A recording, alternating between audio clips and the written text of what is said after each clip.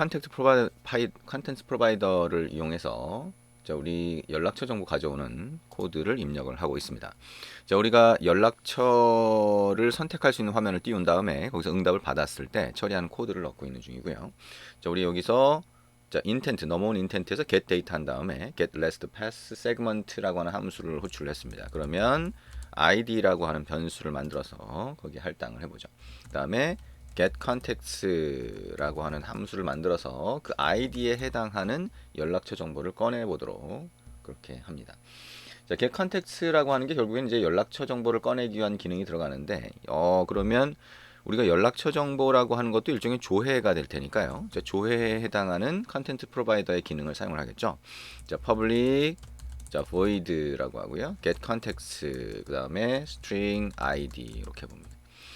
자, 그러면 우리가 조회에 해당하는 거 보통 이제 쿼리라고 하는 걸 사용할 거고요. 컨텐트 리졸버에서. 그러면 그 쿼리를 이용해서 우리 커서 정보를 리턴 받게 될 겁니다. 자, 커서라고 하는 거 객체 먼저 만들어 보자. 자, 처음에 null 값을 할당을 하고요. 그 다음에 name이라고 하는 거 이렇게 해봅니다. 자, 그리고 try catch 자, 예외 상황이 발생할 수 있으니까 try catch로 먼저 묶어주고요. 나중에 묶어도 뭐 상관은 없겠죠. try catch 안쪽에다가 자, 이 커서라고 하는 객체에는 자, 컨텐트 리졸버를 이용해서 컨텐트 리졸버를 먼저 참조하고요. 쿼리라고 하는 함수를 호출해 줍니다. 자, 여기에 첫 번째로는 자, context contract 자, data content URI라고 하면 데이터를 꺼내기 위한 컨텐트 URI를 참조하게 됩니다. 자, 그 다음에 두 번째 파라미터 null 넣어주고요. 세 번째 파라미터 context contract 그 다음에 데이터 자, contact id라고 한번 해볼게요. 그 다음에 이거를 equal 물음표라고 하고요. 콤마 그 다음에 new string이라고 하고요. 여기에 id 값을 배열에 자, 멤버로 하나 넣어줍니다. 그 다음에 null 이렇게 해보죠. 자, 그러면 이렇게 쿼리를 한다라고 하고요. 그 다음에 커서 객체를 리턴 받게 된 거죠. 자, if라고 해서요. 커서 move to next, move to first라고 할까요?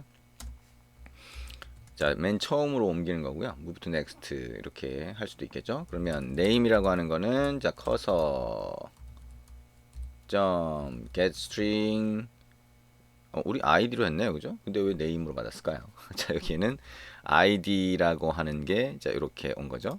자, id를 이용해서 검색을 한 거고요. 그 다음에 여기서는 자, name을 자, 거기서 찾아내는 거겠죠. get string이라고 하고요. 커서 get column index라고 하고요. context contract data display name. 자, 이 display name이라고 하는 컬럼을 찾았기 때문에 name이라고 하는 변수에 할당을 한 거고요. 이 위에서는 id를 이용해서 검색한 게 되겠죠. 찾아낸 게 될 겁니다. 자, 그러면 이렇게 하고요. println 이렇게 한 다음에 자, 이름이 뭐냐 선택한 사람의 이름을 나타내는 게 됩니다. 자, 그리고 커서 get column names라고 한번 해볼게요. 이렇게 하면 그 칼럼의 이름이 출력될 수가 있겠죠. 자, 칼럼들이 어떤 게 있는지를 한번 출력해 보려고 하는 겁니다. 그래서 자, C 스타일 폼은 전통적인 폼문을 이용해서 한번 사용을 해볼 텐데요. 그렇게 할 수도 있고요. 그냥 폼문 중에서 자, string columns라고 해서 columns 안에 있는 자, columns 안에 있는 걸 하나씩 꺼내서 사용하는 폼을 한번 사용해 보도록 하겠습니다. 커서.get column index 라고 하고요. 자, 이 칼럼을 여기다 넣으면 칼럼 인덱스 값이 나오겠죠. 자, int index. 자, 위에서 사용했던 것과 똑같습니다. 그죠? get column index라고 하면 어떤 특정한 칼럼의 인덱스 값을 확인하게 되고요. 그 인덱스를 이용해서 값을 꺼낼 수가 있겠죠. 자, 물론 그 인덱스가 뭔지를 알면 좋겠지만 이 인덱스라고 하는 게 조금 달라질 수도 있고 하니까 이렇게 꼭 확인을 해보는 게 좋은 방법이 됩니다. 자, 샵을 붙이고 인덱스라고 하는 거 이렇게 붙이고 자, 출력하기 위한 글자를 지금 자, 여기다가 만들어주고 있습니다. 칼럼이라고 하는 정보를 넣고요. 그 다음에 여기에 cursor.getString이라고 해서 여기다가 인덱스 값을 이렇게 넣어줍니다. 아하, 그러니까 결국에는 칼럼 정보를 다 빼낸 다음에 그 칼럼에 해당하는 데이터까지 확인을 하고 있는 거죠. 자, 칼럼 아웃풋 이렇게 해보도록 하겠습니다. 자, 우리가 이게 스트링이라고 하는 타입으로 빼내고 있다라고 하는 거 생각을 해보시면 되겠죠.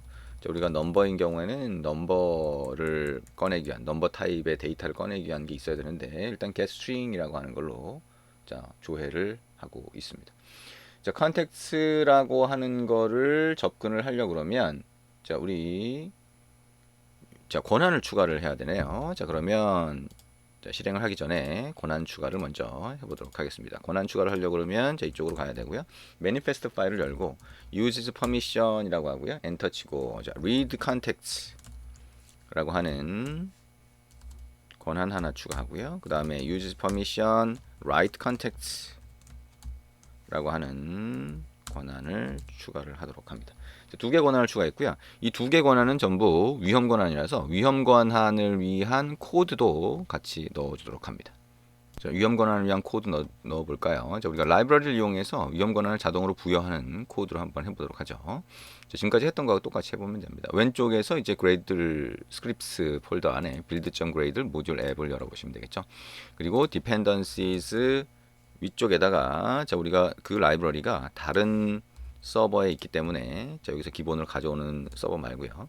자 이렇게 jetpack.io라고 하는 메이븐 쪽 URL을 추가를 합니다. 그리고 dependencies 안쪽에다가 URL에 대한 외부 라이브러리에 대한 정보를 넣어주시면 되겠죠. 자 그러면 자 이렇게 해서 auto permissions라고 하는 라이브러리를 사용을 하겠다. 그다음에 위에 sync now라고 하는 버튼을 클릭해주면 됩니다. 이 링크를 클릭해 주니까 이렇게 라이브러리를 사용할 수 있는 준비가 됐겠죠. 자, 그럼 main activity.java를 열고요. 자, 위험 권한을 부여하는 코드를 이제 입력을 해봅니다. 자, 위험 권한을 추가하는 코드는 자, 여기 액티비티에서 메인 액티비티에서 이렇게 auto permissions listener를 implement 하도록 만들어 주고요. 그다음에 on create 안에서 자, 위험 권한 부여를 위한 코드 자, load all permissions라고 하는 코드를 추가를 해주고요. 그 다음에 자, 이 퍼미션이 정상적으로 부여가 됐는지 아닌지를 간단하게 출력해주는 세 개의 함수를 여기다 추가를 해줍니다. 이렇게 추가를 해주죠. unrequest permissions result라고 하는 거 추가했고요. 그 다음에 undenied, ungranted라고 하는 거 이렇게 추가를 했습니다. 우리가 지금까지 입력했던 코드와 동일한 형태이기 때문에 기존 코드를 이렇게 그대로 재사용할 수가 있습니다. 자 그러면 이렇게 자 권한까지 부여를 했으니까요 한번 실행을 해서 확인을 해 보도록 하겠습니다. 자 그러면 한번 실행을 해보죠. 자 근데 이걸 실행을 하게 되면 연락처 정보가 있어야지 가져오겠죠. 그럼 연락처라고 하는 거 연락처가 어디 있을까요? 여기 컨텍스트라고 있네요. 자 컨텍스트라고 하는 쪽으로 들어가서 자 거기 컨텍스트를 하나 만들어야 가져올 수 있을 겁니다. 일단 자 여기 우리 앱을 실행했을 때 위험 권한 부여할까요? 그럼 allow 허락을 해주면 되겠죠.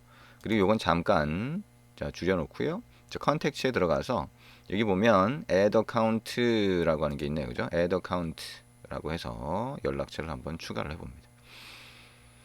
자 여러분 이제 실제 단말기 연결을 하는 게 훨씬 좋긴 하죠. 그래서 실제 단말기에다가 하면 여러분이 실시간 말기는 연락처 정보가 있을 거잖아요. 그래서 그 정보를 그대로 가져와 보면 훨씬 실감나게 사용해 볼 수가 있겠죠. 자, 연락처 앱을 처음 실행하면 간단하게 설정이 필요하죠. 그걸 했고요. 이제 그 다음에 컨텍스트 이렇게 나오게 됩니다. 플러스 버튼을 눌러서 새로운 연락처를 추가를 한번 해볼 수가 있겠네요. John이라고 입력을 했고요. 레슨 네임 그냥 비워두도록 하겠습니다. 폰 정보 한번 입력해 볼까요? 010 그 다음에 1000번에 1000번 뭐 이렇게 한번 입력해 볼까요? 그 다음에 이렇게 입력을 하고요. 자, 그 다음에 밑에 가면 뭐 여러 가지 정보가 있을 겁니다. 자, 일단 전화번호까지만 이렇게 한번 넣어봤네요. 자, 그 다음에 이렇게 넘어가서 이렇게 필요한 정보를 넣으면 되고요. 필요하면 여기 사진 정보도 넣을 수가 있겠죠. 그 다음에 세이브 눌러보겠습니다. 자, 그러면 John이라고 하는 정보가 이렇게 추가된 거를 볼 수가 있겠네요. 자, 그러면 여기 연락처 목록에 가보면 John이라고 하는 게 하나 있는 걸 볼 수가 있고요. 이제 여러분의 앱을 다시 실행을 해서 자, 저런 정보를 볼 수 있는지 한번 가져와 보도록 할게요. 자, 이렇게 했더니 정상적으로 실행이 안 됐네요.